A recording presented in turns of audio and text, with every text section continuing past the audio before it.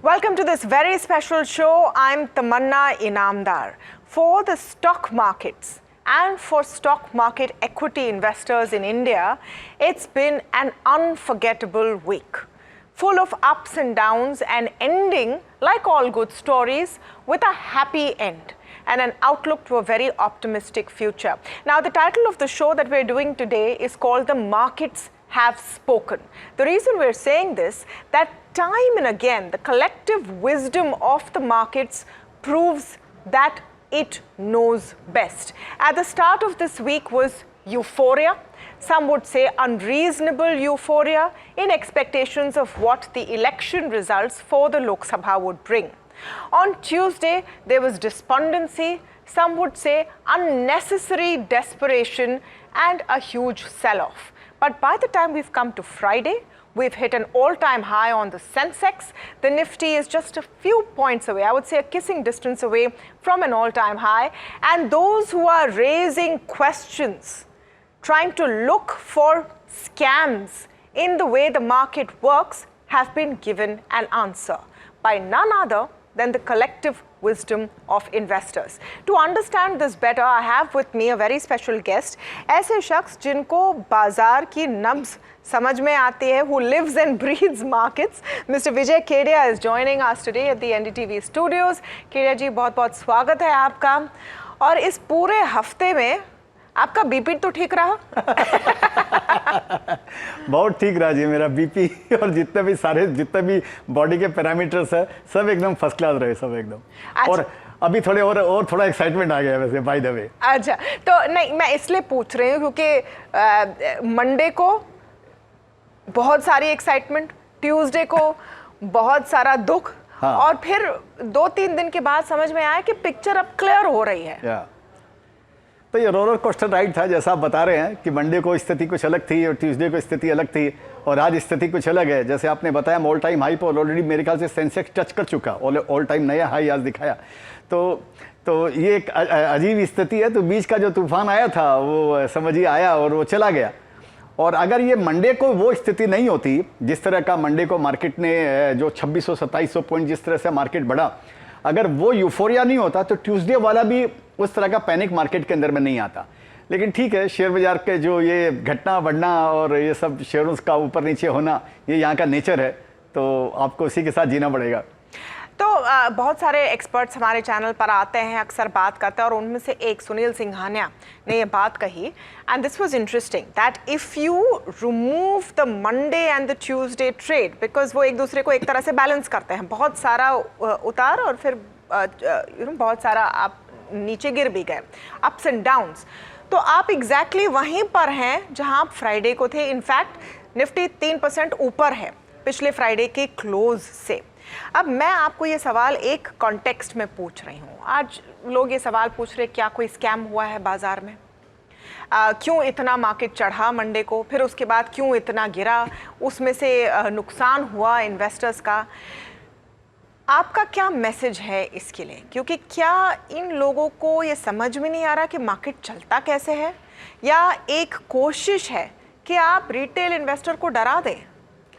देखिए, मैं नहीं समझता हूँ मार्केट में कोई स्कैम हुआ, क्योंकि ये मार्केट अभी इतना परिपक्व है और सेबी इतनी एक्टिव है और लोग भी समझदार हैं इस तरह से, तो इतना यहाँ पर स्कैम होना मुश्किल है.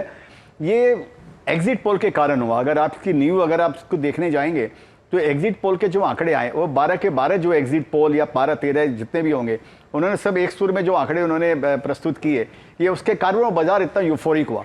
तो वो आपको ये समझना चाहिए, उस दिन जो मार्केट यूफोरिक, शेयर बाजार क्यों बढ़ता है? शेयर बाजार 2 कारण से बढ़ता है. एक तो फ्रेश बाइंग आती है तो बढ़ता है, और दूसरा क्या होता है, जो शॉर्ट कवरिंग आती है ना, तो मार्केट उससे ज़्यादा तेजी से बढ़ता है. जिस तरह से बायर से भी ज़्यादा मार्केट शॉर्ट कवरिंग में बढ़ता है. ये एक बार समझाना ज़रूरी है. मंडे के ट्रेड के पहले और एग्जिट पोल्स आए हैं सैटरडे शाम को. फ्राइडे के दिन FIIs ने रिकॉर्ड शॉर्ट्स बनाए हैं. 3 लाख करोड़ के शॉर्ट्स बनाए हैं. ये आप एक साधारण तरीके से समझाइए, क्योंकि हमारे नेटवर्क में बहुत सारे तरीके के दर्शक ये देख रहे हैं कि इस शॉर्ट कवरिंग की वजह से भी मार्केट मंडे को चढ़ा है. एग्जिट पोल्स उसका ट्रिगर होगा, लेकिन क्योंकि इतने सारे FIIs शॉर्ट्स पर बैठे थे फ्राइडे को, उसको कवर करने के लिए उनको आना पड़े मंडे को. वही होता है, तभी वही मैं आपको बोलना चाह रहा हूं कि मार्केट जो बढ़ता है ना इस तरह से, पैनिक बाइंग जो बोलते हैं इसको, जो पैनिक बाइंग क्यों आती है? पैनिक बाइंग बायर के कारण नहीं आती है, पैनिक बाइंग शॉर्ट कवरिंग के कारण आती है। क्योंकि शॉर्ट, जो जिसके शॉर्ट रहता है वो पैनिक में रहता है कि मालूम नहीं, आज समझो मेरे को 5 लाख का घाटा है, अगर मैं कवर नहीं किया तो 10 लाख का हो जाएगा या 20 लाख का हो जाएगा, वो पैनिक में आता है। वो बायर फिर भी वेट कर सकता है, उसको मालूम आज नहीं होगा, मैं चलो कल ले लूंगा, मेरे हाथ से निकल गया। जो सेलर है, शॉर्ट सेलर है, वो वेट नहीं करेगा, उसको अपना हिसाब बराबर ही उसको करना है। तो मंडे को वो जो आप बता रहे हो बराबर 3 लाख या कितने कॉन्ट्रैक्ट जो भी उनके शॉर्ट थे, उसके कारण ये मंडे को मार्केट बढ़ा। और तो इस बोलकर ये कोई स्कैम मेरे को नहीं लगता, इसके अंदर में क्या स्कैम हो सकता है। ये शेयर बाजार में तो बाइंग और सेलिंग और शॉर्ट सेलिंग और लॉन्ग, ये तो यहाँ का सिस्टम है, ये तो यहाँ का नियम है। तो इसमें क्या इसके अंदर में स्कैम होने का है? तो मेरे को ऐसा कुछ नहीं। आप उसको जो भी कहें, आप जिनको जो कहना है वो कहें, लेकिन सवाल ये है कि हम आज क्या करने की कोशिश करें, हम लोगों को समझाने की कोशिश करें कि मार्केट्स चलते कैसे हैं और क्यों अचानक से दाम बढ़ते हैं और दाम घटते हैं। इसमें बहुत सारे लोगों की एक कलेक्टिव एक्शन होती है, तभी आपके मार्केट बढ़ने वाले और तभी गिरने वाले।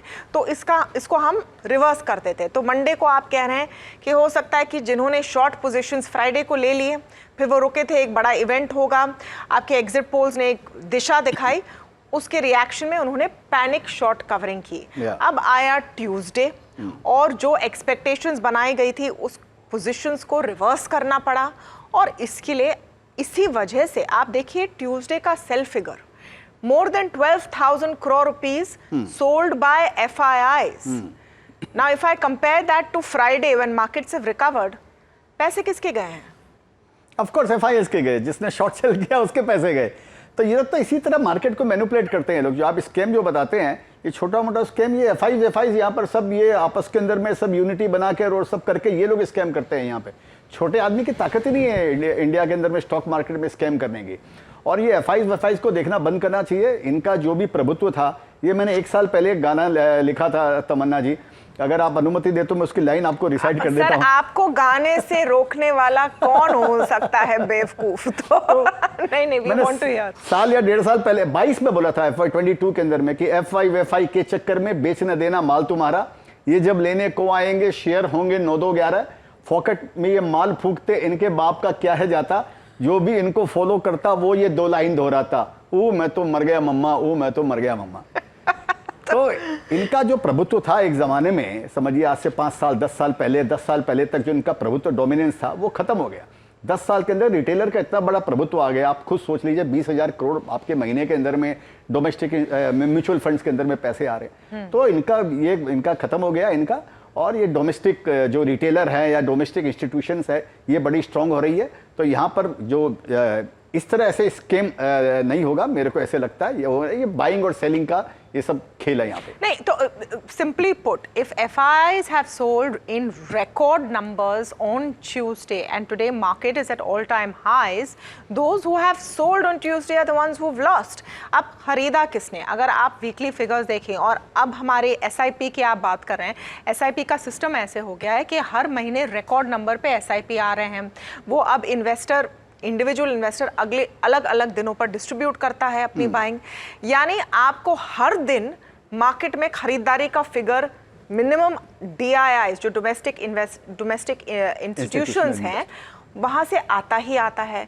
यानी उस दिन भी, ट्यूसडे के दिन भी लोगों ने खरीदा है, खरीदारी की। इनफैक्ट हमारा खुद का रिपोर्ट है कि बहुत सारे लोगों ने खरीदने की कोशिश की और 2 प्लेटफॉर्म उसको प्रोसेस नहीं कर पाए, तो उनको 5th को खरीदना पड़ा। और उस हिसाब से जिसने भी खरीदा है उस दिन, उनका तो फायदा हुआ है। हाँ ऑफ कोर्स, तो वो तो नेचुरली है, वो तो यहाँ का यही सिस्टम है यहाँ पे। मैं ये समझाना जरूरी है क्योंकि सब ये समझते नहीं हैं। तो आप जरा समझाइए, जो आपको ऑब्वियस लग रहा है वो दूसरों को स्कैम लग रहा है। तो आपको ये समझाना चाहिए कि जब मार्केट गिर रहा है, अगर आपने खरीदा तो आपका फायदा है। देखिए ये 4 लाख 4.5 लाख करोड़, कितने करोड़ का ये मार्केट कैप, जो 4 कितने ट्रिलियन डॉलर जो भी अपना मार्केट कैप हो गया इसके अंदर में, उसके अंदर में देखिए ये रोज का ऐसे ही चलने वाला है। और ऐसी बात नहीं है, अगर वो सोमवार मंगलवार को आप निकाल दें तो 1000-1500 पॉइंट की 2000 की तेजी शेयर बाजार के अंदर में हर महीने के अंदर में आती है। हर महीने आपको देखेंगे कभी न कभी किसी न किसी कारण से खाली FIIs के लेने बेचने से मालूम पड़ा 1500 पॉइंट गिर गया और उसके बाद में आस्ते से 1500 पॉइंट कवर हो गया। तो ये मार्केट का ये पैटर्न ही बताता है कि ये बाइंग सेलिंग के कारण, और मार्केट जितना बड़ा होगा, अभी वो 25,000 का इंडेक्स नहीं, आप 75,000 इंडेक्स की आप बातें कर रहे हैं जहाँ पे, तो इतने बड़े मार्केट के अंदर में अब ये सब तो छोटी मोटी बातें ये तो चलती रहेंगी यहाँ पर। ये मार्केट का सिस्टम है, नेचर है मार्केट का। तो अब इन सब बातों को हम रिव्यू कर रहे हैं कि किस तरह का एक हफ्ता रहा, और इस हफ्ते में एक बार फिर ये प्रूव हो गया कि जो लॉन्ग टर्म इन्वेस्टर है, जो SIP इन्वेस्टर है, जो शॉर्ट टर्म ट्रेडर नहीं है, वो सबसे चालाक निकला या निकली, और उनके लिए ये बेटर है क्योंकि वो एक कंसिस्टेंट तरीके से अपने पैसे लगा रहे हैं और वो लॉन्ग टर्म स्टोरी पर बेट कर रहे हैं। अब आते हैं कि आज और कल क्या हुआ है। अब क्लैरिटी आ गई है, मार्केट को पिक्चर क्लियर हो गया है कि आपका एक NDA थर्ड टाइम बन रहा है, मोदी 3.0 बन रहा है। आज स्पीच वगैरह हुई, सबने उसको सुना।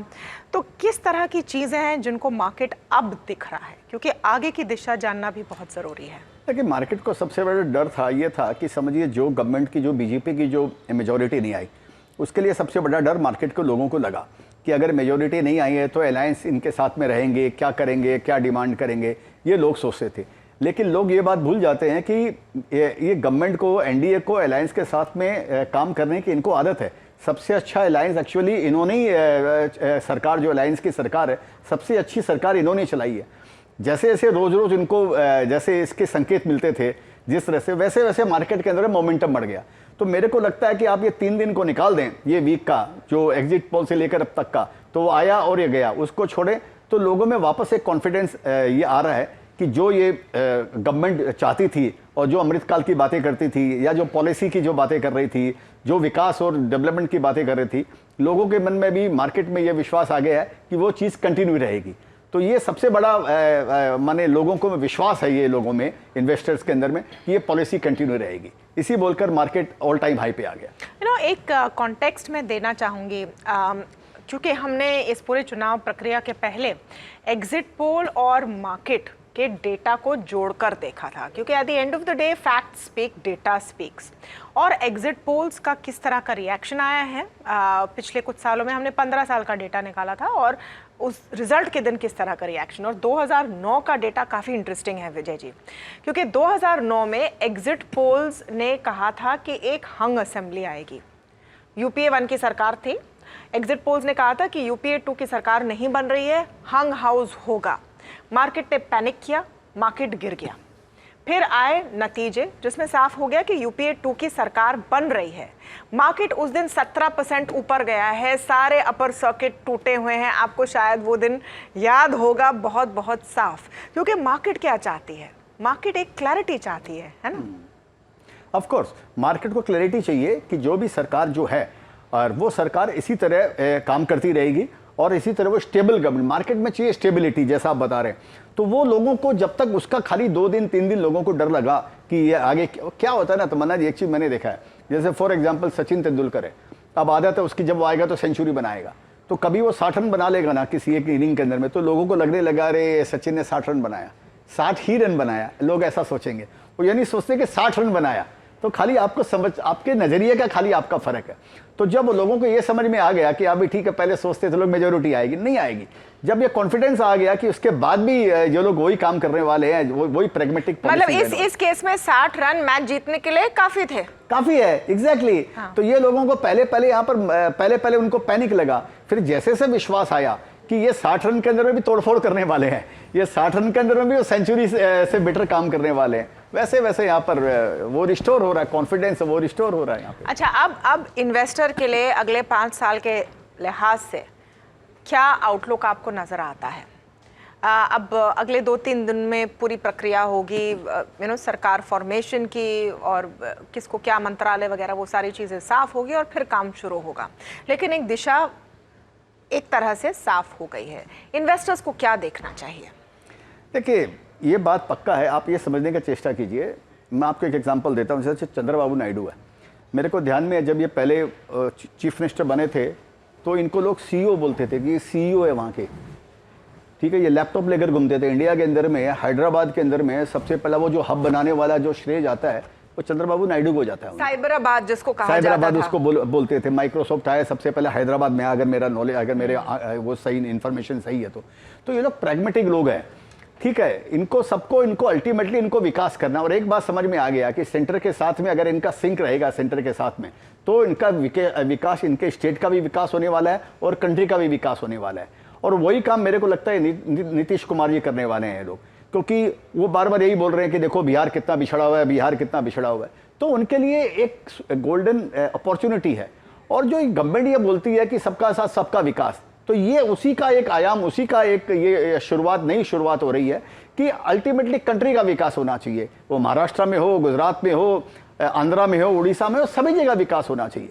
तो मेरे को लगता है ये कॉन्फिडेंस लोगों के अंदर में एक आया है कि अल्टीमेटली जो विकास की प्रक्रिया है वो जारी रहेगी और बल्कि जोर शोर से रहेगी। मैं पहले भी आपके इंटरव्यू में आया था और मैं ये बात एक जगह और भी बोला था कि जब वो प्राइम मिनिस्टर का, जब मैं वो उसके पहले जब भाषण सुनता था, जब वो प्राइम मिनिस्टर बोलते थे कि मैं 100 दिन के अंदर में इस तरह के डिसीजन लेने वाला हूँ जो 10 साल याद रखेंगे, 1000 साल तक याद रखेंगे, मेरे को लगता है वही चीज़ वो लोग भूल गए हैं 3-4 दिन के अंदर में। यहाँ पर शॉर्ट मेमोरी है, आप देखिएगा, हो सकता है अगले 5 दिन, 7 दिन, 10 दिन के अंदर में ये रिफॉर्म वापस शुरू होने वाले हैं, जोर शोर से शुरू होने वाले हैं और लोगों को फिर उनका वही चेहरा याद आएगा पीएम का कि वो क्या इंडिया को बनाना चाहते हैं। मेरे को लगता है उसकी प्रक्रिया जारी है।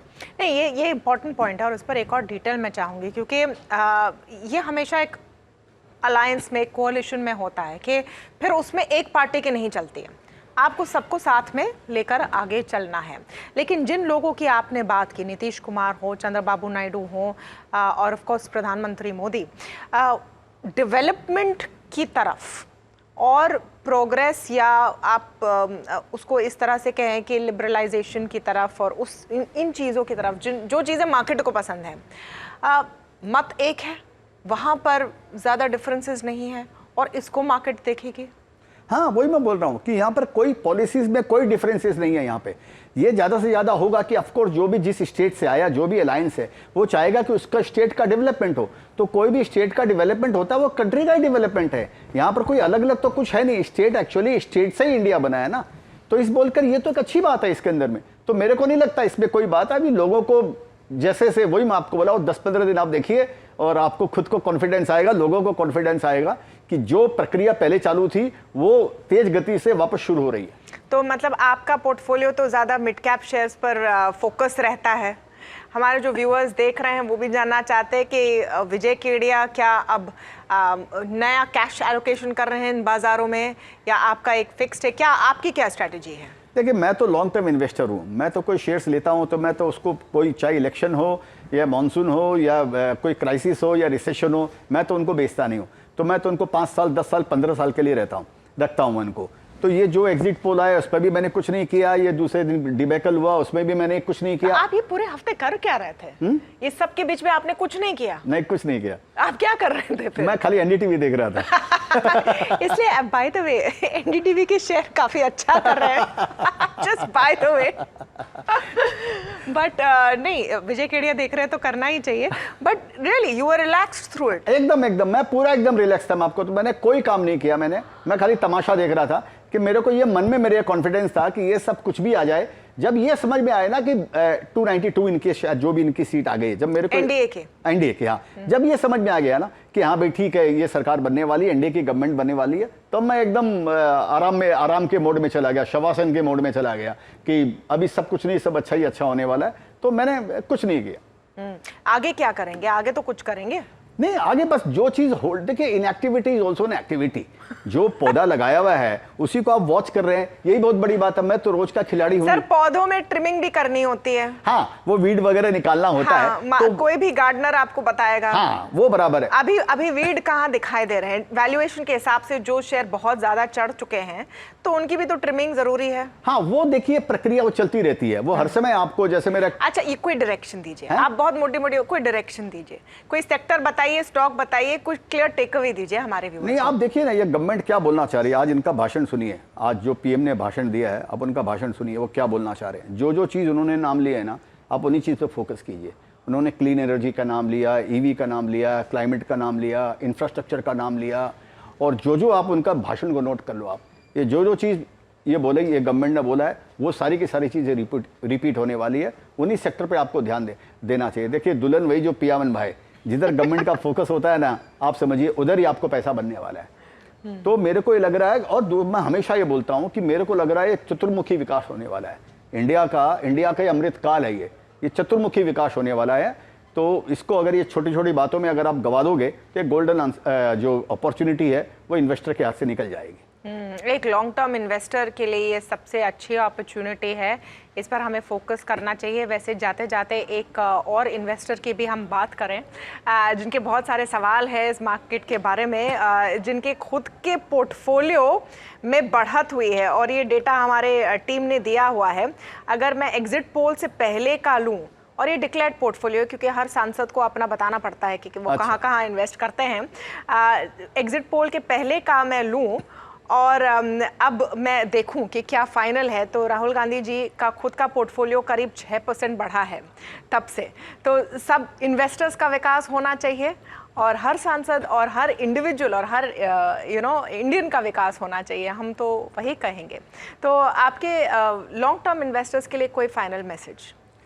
नहीं, लॉन्ग टर्म इन्वेस्टर के लिए यही है कि भाई ये सब छोटी मोटी बातों में नहीं आना चाहिए। ठीक है, पैसे, मेरा गाना है उसका एक लाइन यही है कि पैसे कमाने का फॉर्मूला है एक, लॉन्ग टर्म की सोच और रेस्ट कर। तो आपको इन सब चीज़ों से दूर उठने का, आपको ये सब चीज़ों से, रोज की गड़बड़ से आपको अलग अपने आप को करने का है, और इनएक्टिविटीज ऑल्सो एन एक्टिविटी, उसमें ध्यान रखने का है। और वो जैसे आपने बताया पौधे की वीड को देखते रहिए उसको, और रेस्ट कीजिए। आपको हर समय रोज रोज ये सब करने की जरूरत नहीं है। जैसे आपने बताया पोर्टफोलियो के बारे में, मैं अभी आपके बोलते बोलते मैं सोच रहा था, अगर मैं मेरे अपने भी पोर्टफोलियो को मैं अगर कंपैरिजन करूं तो मेरे को लगता है जो फ्राइडे को मेरा पोर्टफोलियो था मोरलेस समझिए, आज के दिन मेरा पोर्टफोलियो भी मोटा मोटी उधर का उधर ही है। हो सकता है कुछ प्लस ही हो उसके अंदर में, और तो ये लॉन्ग टर्म का मजा है। बीच के 3 दिन को आप निकाल दीजिए, ठीक है। चलिए, बहुत बहुत शुक्रिया विजय खेड़िया जी हमसे बात करने के लिए। अब इस पूरे शो का मकसद यही था कि हम लोगों को समझाएं कि मार्केट चलता कैसा है और उसमें उतार चढ़ाव आते हैं, आपको एज एन इन्वेस्टर कैसे देखना चाहिए। पॉलिटिक्स तो अपनी जगह है, भारत जैसे लोकतंत्र में चलती रहेगी और चलनी भी चाहिए, हर किस्म की आवाज़ आनी चाहिए सामने, लेकिन जो फैक्ट है और जो फिक्शन है उसके बीच का फासला लोगों को बताना वो हमारी भी जिम्मेदारी है। तो बहुत बहुत शुक्रिया विजय खेड़िया जी हमसे बात करने के लिए। Thank you so much, excellent conversation as always with mister Vijay Khedia.